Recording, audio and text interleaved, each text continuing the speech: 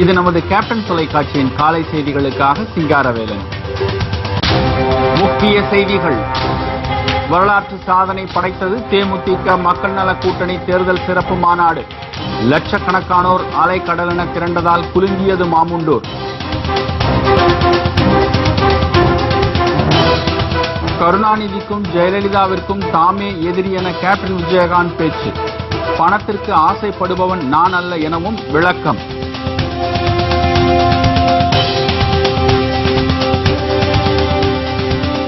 தேமுதிக captain கட்டுப்பாட்டிலே உள்ளது. திருமதி பிரேமலதா விஜயகாந்த் விளக்கம்.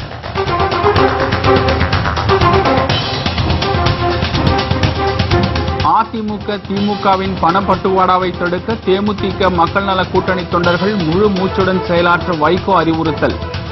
திமுக அதிமுகவினர் மது கொள்கையில் கூட்டு கொள்ளையர்களாகவும் எனவும் விமர்சனம்.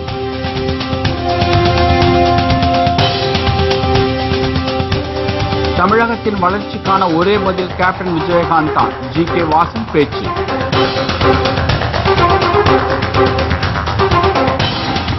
ஒடுக்கப்பட்ட மக்களுக்கு அதிகார பகிர்வு அளிக்க ஒப்புக்கொண்ட ஒரே தலைவர் கேப்டன் விஜயகாந்த் என திருமாவளவன் புகழாரம். கூட்டணியில் இருந்தவர்களுக்கு வாய்ப்பளிக்காமல் நம்ப வைத்து கழுத்தறுத்தவர் ஜெயலலிதா எனவும் குற்றச்சாட்டு.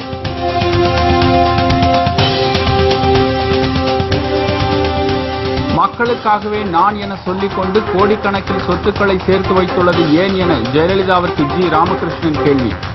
மதுவிலக்கு மற்றும் ஊழல் தொடர்பாக பேச திமுக மற்றும் அதிமுகவிற்கு அருகதை இல்லை என முத்தரசன் பேச்சு.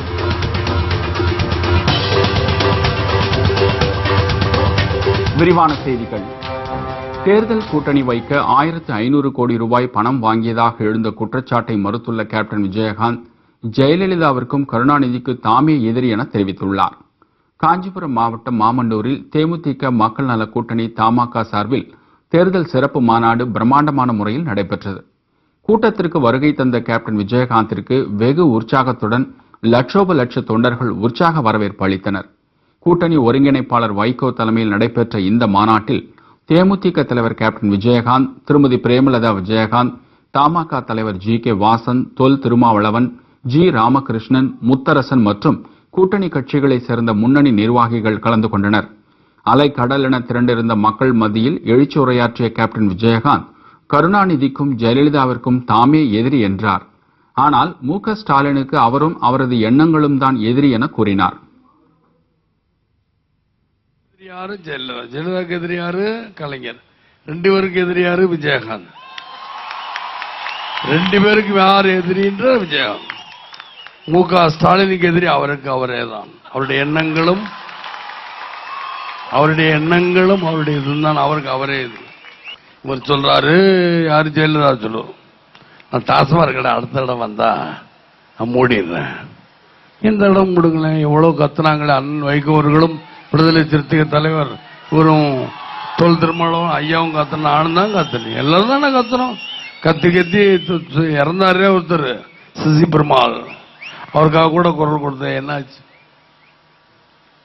ஆனா எல்லாருமே சொல்றாங்களாம் இந்த மாதிரி அடுத்த தடவை படிப்படியா குறைக்கிறேன்.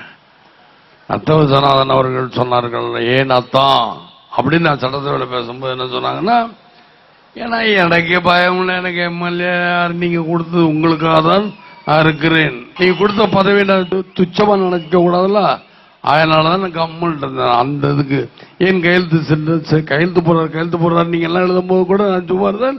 இன்னைக்கு அது வழக்கம் சொல்ல கையெழுத்து போடுறதா இல்லாட்டி அதையும் தின்றுவாங்கல்ல. இவங்க ஏமாத்தி திருடிட்டாங்கண்ணா. யார் திருடுவார்கள்? ஆட்சியாளர்கள் திருடிட்டாங்கண்ணா. எனக்கு காரு நான் படைச்சேன், எதிர்கட்சி தலைவர் காரு எனக்கு வேணா, நீ என்னையா நீ வச்சுக்கிய அப்படின்னு எல்லாரும் எடுத்துட்டு போனேன். எல்லாம் எடுத்துட்டாங்க. இது வரைக்கும் நாங்கள் எந்த காரும் எந்த பழமும் உடனே எதிர்கட்சி தலைவர் பிடுங்குறாங்களா? பிடிக்கிட்டு போங்க. இன்னைக்கு காலகட்டத்தில் நாங்கள்லாம் சேர்ந்திருக்கோம். கூட்டணி எதுக்காக சேர்ந்திருக்கோம்? நல்ல ஆட்சி அமையணுங்கிறது தானே. மக்களுக்கு ஏதாவது நல்லது பண்ணுங்க, நல்லவர்கள் எல்லாம் நல்ல லட்சியம் வெல்வது நிச்சயம். நாங்கள்லாம் ஒன்று சேர்ந்திருக்கோமே எதற்காக என்பதை நீங்கள் பார்க்க வேண்டும். மதுவிலக்கு விவகாரத்தில் ஜெயலலிதா கபட நாடகம் ஆடுவதாக கேப்டன் விமர்சித்தார். மக்கள் அளித்த பதவியை மதித்தே சட்டசபையில் தாம் அமைதியாக இருந்ததாக அவர் கூறினார்.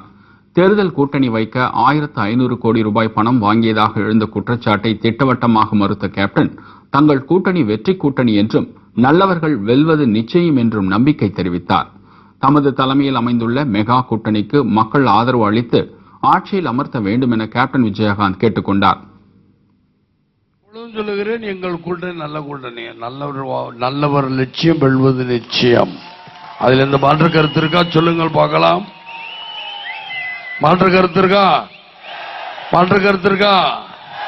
முன்னாடி நீங்க சொல்லி பின்னாடி இருக்கு மாற்று கருத்து இருக்கா?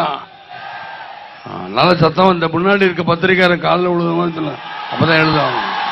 நான் பாத்தீங்கன்னா மாற்று கருத்து கிடையாது. ஜெயிக்க போறது உறுதி தானே. உறுதி உறுதி உறுதி உறுதி உறுதி என்று உறுதி வாக்குமூலம் கொடுத்திருக்காங்க. அவர்கள் ராத்திரி பகல் கஷ்டப்படுவார்கள். இந்த விஜயகாந்த் அல்ல, ஆறு கட்சி தலைவர் உங்கள் நன்றியை சொல்லிக் கொண்டு விடைபெறுகிறேன். நன்றி வணக்கம் மக்களே, நன்றி வணக்கம். பிரம்மாண்டமாக நடைபெற்ற இந்த மாநாட்டில் 6 கட்சிகளைச் சேர்ந்த லட்சோப லட்ச தொண்டர்கள் அலைக்கடல் என திரண்டதால் திக்குமுக்காடியது மாமண்டூர். இதன் மூலம் இந்த மாநாடு தமிழக அரசியல் வரலாற்றில் புதிய சகாப்தத்தை படைத்தது. முன்னதாக கேப்டன் விஜயகாந்த் உள்ளிட்ட கூட்டணி கட்சி தலைவர்களுக்கு ஏலக்காய் மாலை அணிவிக்கப்பட்டது.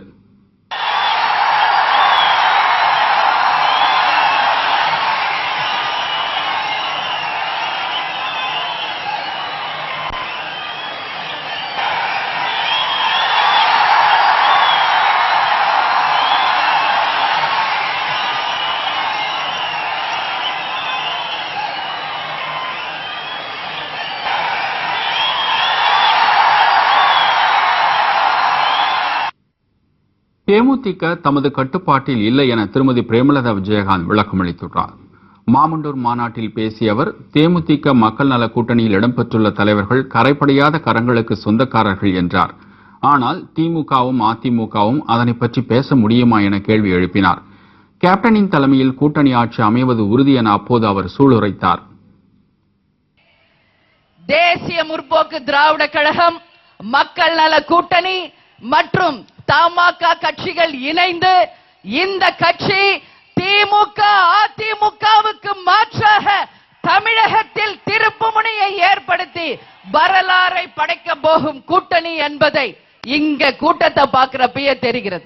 வரப்போகும் நமது ஆட்சி வெகு விரைவில் புனித ஜார்ஜ் கோட்டையில முதலமைச்சர் வேட்பாளராக நமது கேப்டன் அவர்களும் அவருடன் இணைந்து அனைத்து அமைச்சர்களுமாக நமது சகோதரர்கள் பங்கேற்று தமிழகத்திலே ஒரு லஞ்சம் ஊழலுக்கு அப்பாற்பட்டு ஒரு நல்ல ஆட்சியை கூட்டணி மந்திரி சபை அமைத்து ஒரு புதிய வரலாறை படைப்பதற்கான அச்சாரமாக இதை நான் கருதுகிறேன். இந்த கூட்டணி சாதாரண கூட்டணி இல்லை. இங்கு அமர்ந்திருக்கிறார்களே அத்தனை தலைவர்கள், ஒரு நிமிஷம் அவங்கள பாருங்க. கள்ளம் கபடம் இல்லாதவர்கள், அப்படு கற்று இல்லாதவர்கள், லஞ்சம் ஊழலுக்கு அப்பாற்பட்ட ஒரு நல்ல தலைவர்கள். யாராவது ஒருவர் இவர்கள் மேல களங்கத்தை சுமற்ற முடியுமா? ஏதாவது ஒரு சின்ன அலிகேஷன் இவங்க மேல யாராவது காமிக்க முடியுமா? அத்தனை தலைவர்களும் கரைபடியாத கரங்களுக்கு சொந்தக்காரர்கள். தமிழகத்திற்கு வேண்டியது இது போன்ற நல்ல தலைவர்கள் தானே தவிர வேற யாரும் இல்ல. இன்னைக்கு திமுகவை பார்த்து கரைபறியாத கரங்களுக்கு சொந்தக்காரர் என்று சொல்ல முடியுமா? அதிமுக கட்சியை பார்த்து லஞ்சம் ஊழலுக்கு அப்பாற்பட்ட கட்சி என்று சொல்ல முடியுமா? ஆனால் இங்கு பாருங்கள், தேமுதிக மக்கள் நல கூட்டணி தமாக கூட்டணிக்கு இணை இன்றைக்கு தமிழ்நாட்டில் எந்த அணியும் இல்லை என்று சொல்லக்கூடிய அளவு நாளைக்கு நிச்சயமாக திருப்புமுனையையும் சரித்திரத்தையும் படைக்க போகும் ஒரு கூட்டணி. இந்த கூட்டணி வெறும் தலைவர்களால் உருவாக்கப்பட்ட கூட்டணி அல்ல. இந்த கூட்டணி ஒட்டுமொத்த தமிழ்நாடு மக்களால் வரவேற்கப்பட்ட கூட்டணி. கடந்த 50 ஆண்டு கால அதிமுக திமுக ஆட்சி காலத்தில் தமிழக வாழ்வாதார பிரச்சினைகள் நிறைவேற்றப்பட்டதா என கேள்வி எழுப்பினார். மதுவிலக்கு படிப்படியாக நடைமுறைப்படுத்தப்படும் என்ற ஜெயலலிதாவின் வாக்குறுதி ஏமாற்று வேலை என்றும், வெள்ள பாதிப்புகளை எட்டி பார்க்காதவர் முதல்வர் ஜெயலலிதா தான் என்றும் குற்றம் சாட்டினார். திமுக மற்றும் காங்கிரஸ் கட்சிகள் செய்த ஊழல் உலகையே உலுக்கியது என அவர் சாடினார்.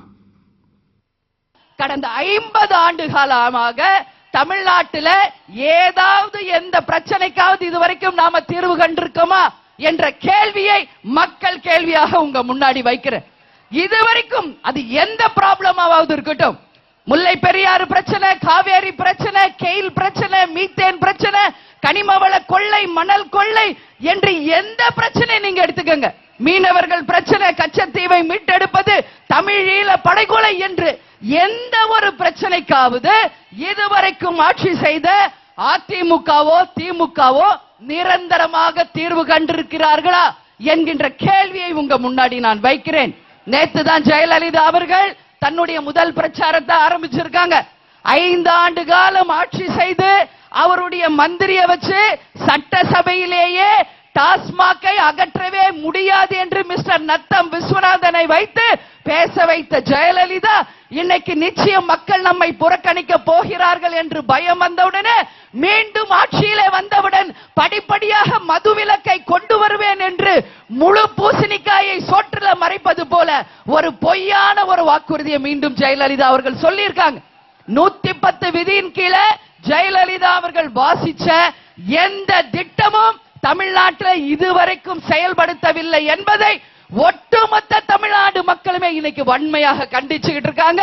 அதே போல வெள்ளம் வந்த போது தமிழ்நாடு முழுக்க இன்னைக்கு சென்னை, திருவள்ளூர், காஞ்சிபுரம், டெல்டா பகுதி, கடலூர், சிதம்பரம், அதே போல நமது விழுப்புரம் மாவட்டம் என்று எல்லா தூத்துக்குடி எல்லாம் பாதிச்சுச்சு.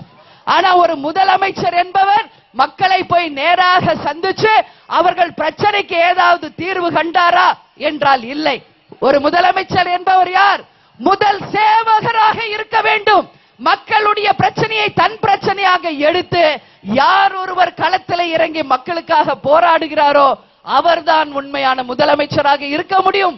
ஆனால் இன்றைக்கு இருக்கிற முதலமைச்சர் இன்னைக்கு எல்லை கோட்டுக்கு அப்பால் தொடர்பு எல்லையிலே இல்லாம மக்களை சந்திக்காத ஒரு முதல்வராக, மக்கள் பிரச்சனைகளை பார்க்காத ஒரு முதல்வராக, இன்னைக்கு சென்ட்ரல் கவர்மெண்ட்ல இருந்து வர அத்தனை மந்திரிகளும் இந்தியாவிலேயே சந்திக்க முடியாத ஒரே முதல்வர் இருக்கிறார் என்றால் அது இந்த மாநிலத்தில் இருக்கிற ஜெயலலிதா அவர்கள் தான் என்று இன்றைக்கு ஜெயலலிதாவை பற்றி பேசக்கூடிய ஒரு அவல நிலை.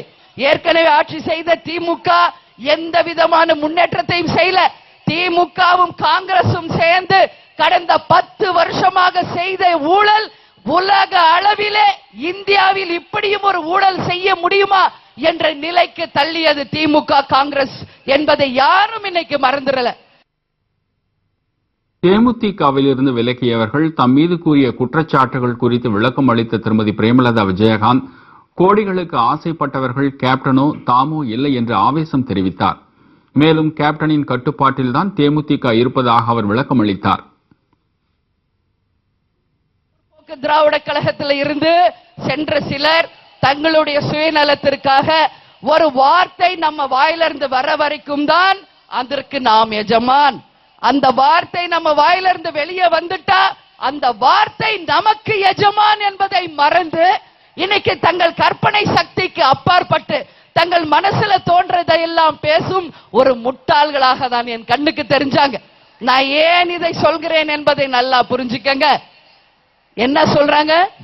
கேப்டனும் நானும் பல ஆயிரம் கோடி இன்றைக்கு ஆளும் ஜெயலலிதா கிட்ட இருந்து வாங்கி கொண்டு மக்கள் நல கூட்டணியிலே இணைந்து விட்டோம் என்று வாய் கூசாமல் போய் சொல்றாங்க.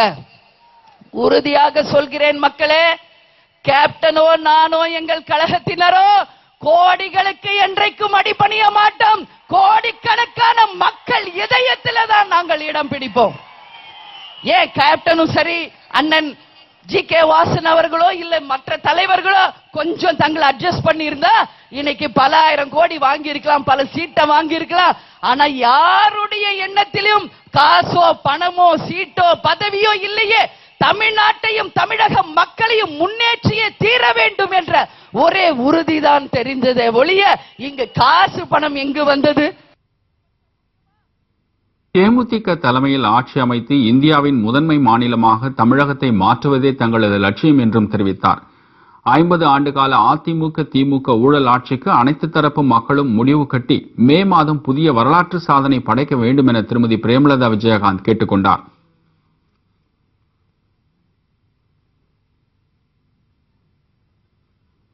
கருத்து கணிப்புகள் அனைத்தையும் பொய்யாக்கி தேமுதிக மக்கள் நல கூட்டணி ஆட்சி அமைக்கும் என்று மாமண்டூர் கூட்டத்தில் அதன் ஒருங்கிணைப்பாளர் வைகோ தெரிவித்தார்.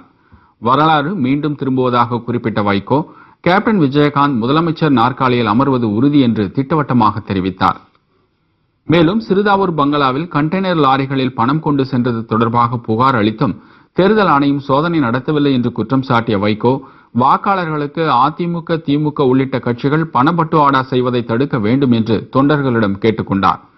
ஊழல் திமிங்கலான அதிமுக திமுகவை ஆட்சி பீடத்தில் அமரவிட மாட்டோம் என்று தெரிவித்தார்.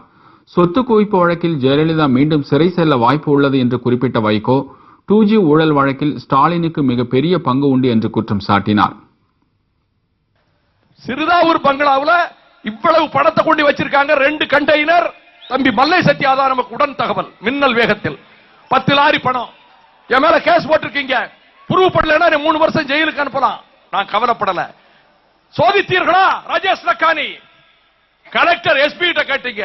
அவங்க ஜெயலலிதாவின் எடுபிடிகள். அந்த கலெக்டர் எஸ்பியும் போலீஸ் எதுக்கு போச்சு? சிறுதாவூர் பங்களாவில் இருக்க பணத்தை பாதுகாக்க போச்சு. பணத்தை நாளைக்கு பட்டுவாடா பண்ண போலீஸ் கூட வரும். 108ல வரும், எஸ்பி கார்ல வரும். இது நடந்தது. விவசாய பெருமக்களே, உங்களை பாழ்படுத்திய இந்த 2 கட்சிகளை, ஊழல் திமிங்கலங்களை நாங்கள் ஆட்சி படத்துக்கு நெருங்க விட மாட்டோம். 2 பேரும் கூண்டில் நிறுத்தப்பட்டிருக்கிறார்கள். திமுக தலைமை திமுக தொண்டர்கள் அல்ல, அண்ணா திமுக தலைமை அண்ணா திமுக தொண்டர்கள் அல்ல. ஒரு பக்கம் சொத்து குவிப்பு வழக்கு தலைக்கு மேல் கத்தி தொங்குகிறது. ஜெயலலிதா பரப்புர அக்ரஹார ஜெயிலுக்கு போறது போல மீண்டும் சிறை பிரவேசம் செய்ய வேண்டிய நிலைமை ஏற்பட்டாலும் ஏற்படலாம். நான் நீதிபதியின் தீர்ப்பை முன்கூட்டி சொல்ல முடியாது. There is a danger. ஒரு பேராபத்து அவர்களுக்கு இருக்கிறது. அதே போல திராவிட முன்னேற்ற கழகத்தின் தலைமைக்கு 2G ஸ்பெக்ட்ரம் வழக்கு கத்தி போல் தொங்குகிறது. இதில் பலிகளாக்கப்பட்டவர் கனிமொழி, பெரும்பணத்தை பெற்றுக் கொண்டவர் மிஸ்டர் மு க ஸ்டாலின். நான் பகிரங்கமாக குற்றம் சாட்டுகிறேன். சாதிக் பால்பா 4 முறை பங்களாவிலே ஸ்டாலினை சந்தித்ததற்கு நான் ஆதாரம் வைத்திருக்கிறேன், சாட்சியம் வைத்திருக்கிறேன். எதற்கு சந்தித்தார்? பணம் ஆயிரக்கணக்கான கோடிகள் அட்டை பெட்டிகளிலே வந்தது. எந்த இடத்தில் பரிமாறப்பட்டது என்ற ஆதாரம் நான் வைத்திருக்கிறேன். இந்த கூட்டணி வெற்றி பெற்றால் லோக் ஆயுக்தா சட்டம் நிறைவேற்றப்படும், கல்வி கடன் ரத்து செய்யப்படும், தடையில்லா மின்சாரம், வேலை வாய்ப்பு போன்ற பல்வேறு பிரச்சனைகளுக்கு தீர்வு காணப்படும் என்று தெரிவித்தார்.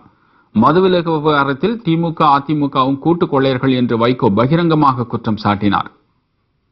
இப்படி ஒரு கூட்டம் ஊழல் குற்றச்சாட்டுக்கு ஆளாகி இருக்கிறது. ஆக 2 ஊழல் குற்றச்சாட்டுகள். இந்த ஊழல் ஒழிக்கப்பட வேண்டும். நாங்கள் ஆட்சிக்கு வருவோம், லோக் ஆயுக்தா சட்டத்தை நிறைவேற்றுவோம், ஊழல் சொத்துக்களை பறிமுதல் செய்து பகிரங்கமாக ஏலம் போடுவோம். திமுக மந்திரிகள், மாவட்ட செயலாளர்கள், அதிமுக மந்திரிகள், மாவட்ட செயலாளர் எவரும் தப்ப முடியாது.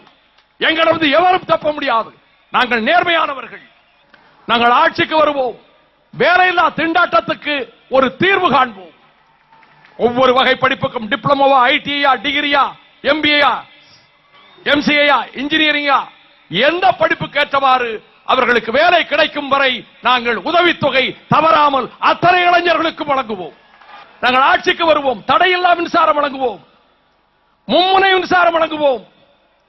அது மட்டுமல்ல, பம்பு செட்டுக்கு விண் இணைப்பு கேட்டால் இப்பொழுது வருஷ கணக்கில் 1 வாரத்திற்குள் நாங்கள் கொடுப்போம். 1 வாரம், மேக்சிமம் 1 வீக்.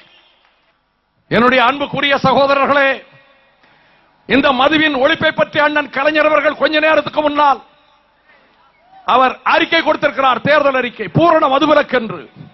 அண்ணன் கலைஞர் அவர்களே,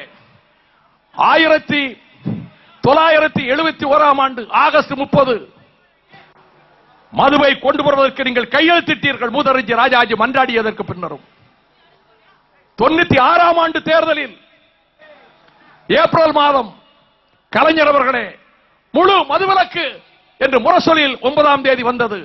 10 வருடம் அதற்கு பிறகு ஆட்சி செய்திருக்கிறீர்களே, மதுவை ஒழித்தீர்களா? கிடையாது. சிறிய இடைவேளைக்கு பிறகு மேலும் பல செய்திகளை காணலாம். தொடர்ந்து இணைந்திருங்கள் கேப்டன் தொலைக்காட்சியுடன்.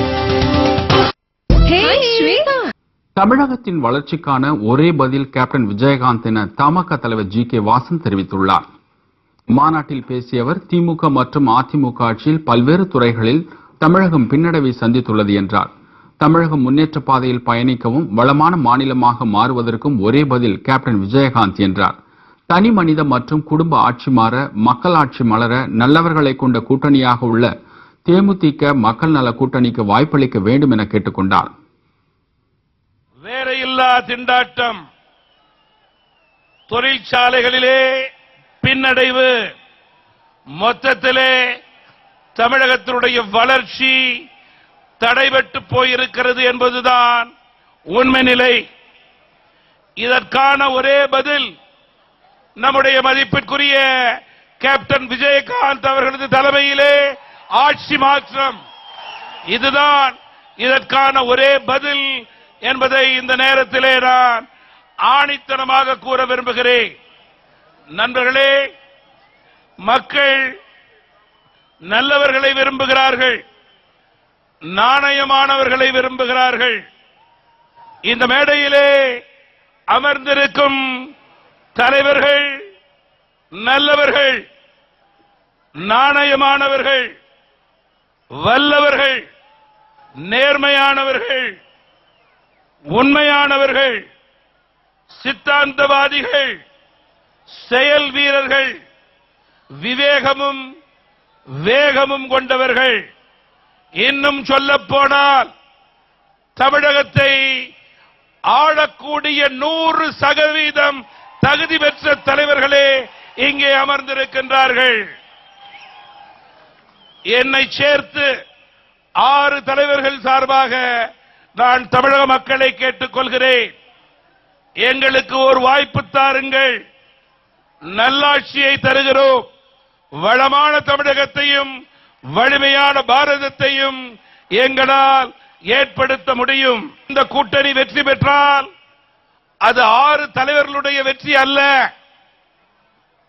அதற்கு நேர் மாறாக தமிழக மக்களுடைய வெற்றி, தமிழக இளைஞர்களுடைய வெற்றி என்று நான் குறிப்பிட விரும்புகிறேன்.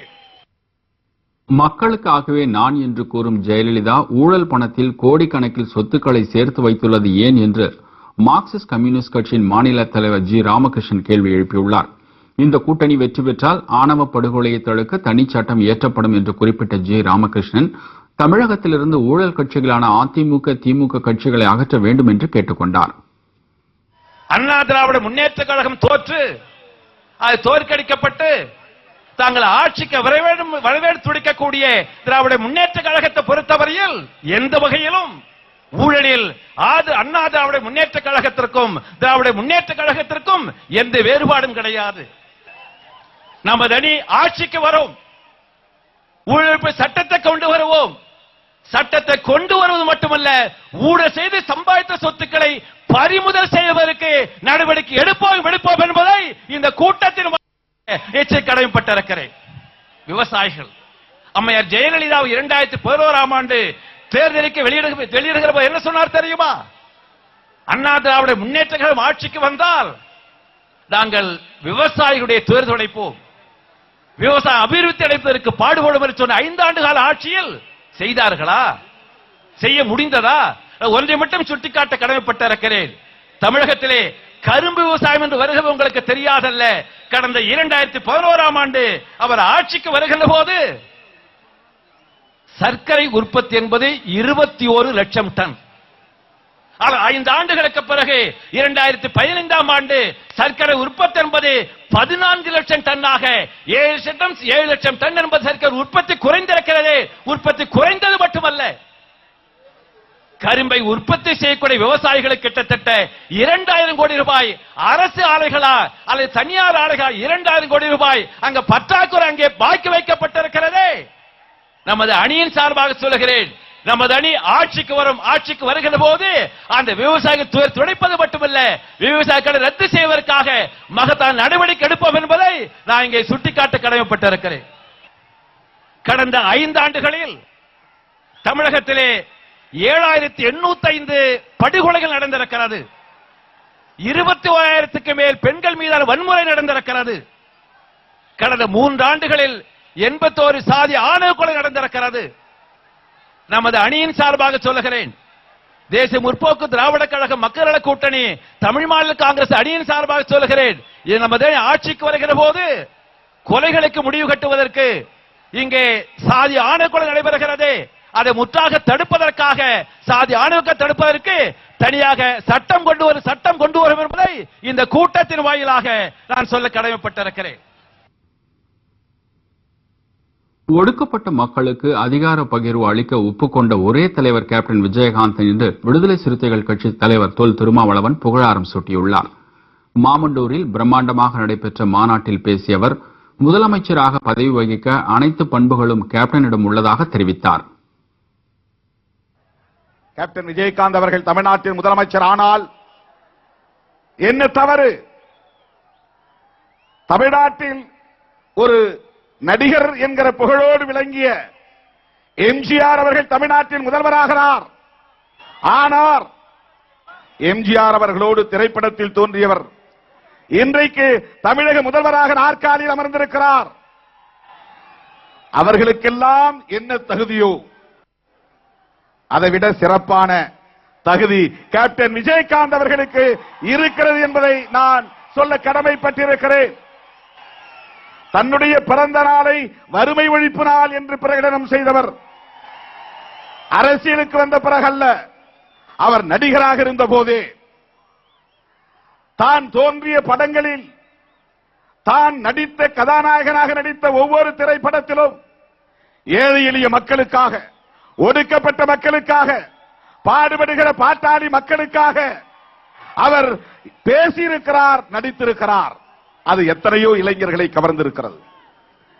திருமாவளவனை போல 25 ஆண்டு காலமாக கட்சியை உருவாக்கவில்லை என்றாலும், திருமாவளவனை போல ஊர் ஊராய் செல்லவில்லை என்றாலும், திருமாவளவனை போல பெரிய பெரிய போராட்ட களங்களை அமைக்கவில்லை என்றாலும், அவர் கட்சி தொடங்கிய 10 ஆண்டுகளில் எதிர்க்கட்சி தலைவராக இருக்கிறார் என்று சொன்னால் அதற்கு அவர் திரைப்படத்தின் மூலம் தமிழ்நாட்டு மக்களுக்கு சொன்ன செய்திதான். வறுமையை ஒழிப்பதற்காக அவர் தன்னுடைய கருத்தை வெளிப்படுத்திய விதம்தான். இன்றைக்கு தன்னுடைய மகனை முதல்வராக்க வேண்டும் என்று ஒருவர் ஆசைப்படுகிறார். அவர் கட்சியை தொடங்கி 25 ஆண்டுகள் ஆகின்றன. அவரால் எதிர்க்கட்சி தலைவராக முடியவில்லை. இன்னும் சொல்ல போனால் ஒரு 30 தொகுதிகளுக்கு மேல் அவரால் போட்டியிட முடியவில்லை. எங்கள் கூட்டணிக்கு வாருங்கள் வாருங்கள் என்று அழைப்பு விடுத்து காத்து கிடக்கிறார், ஒருவர் கூட போகவில்லை. ஆனால் கட்சி தொடங்கிய 10 ஆண்டுகளில் தமிழ்நாட்டின் எதிர்க்கட்சி தலைவராக பொறுப்பேற்றார். ஏன் அடுத்து கேப்டன் விஜயகாந்த் அவர்கள் தமிழ்நாட்டின் முதலமைச்சர் நாற்காலியில் அமரக்கூடாது?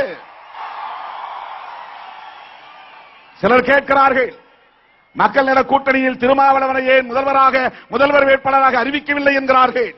நான் சொல்லுகிறேன், கேப்டன் விஜயகாந்த் முதல்வரானால் திருமாவளவன் முதல்வரானால்தான் பொருள்.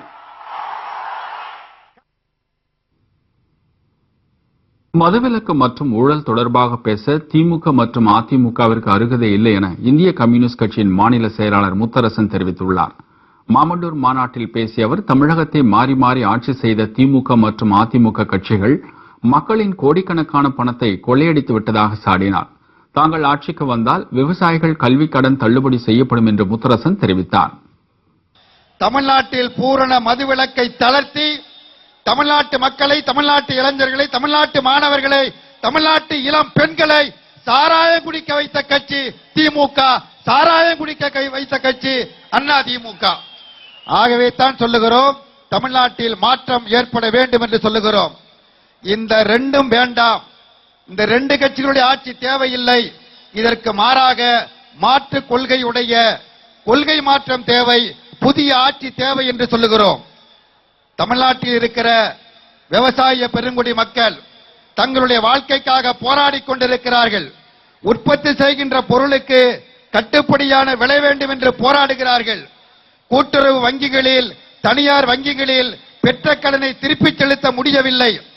தனியார் வங்கிகள் அடியாட்களோடு, காவல்துறையின் துணையோடு விவசாயிகளை வீடு புகுந்து நிர்பந்திப்பதையும், அவர்களது வீட்டில் இருக்கிற பொருளை ஜப்தி செய்வதையும் கண்டோம். பல விவசாயிகள் தற்கொலை செய்து கொண்டு செத்து போனார்கள்.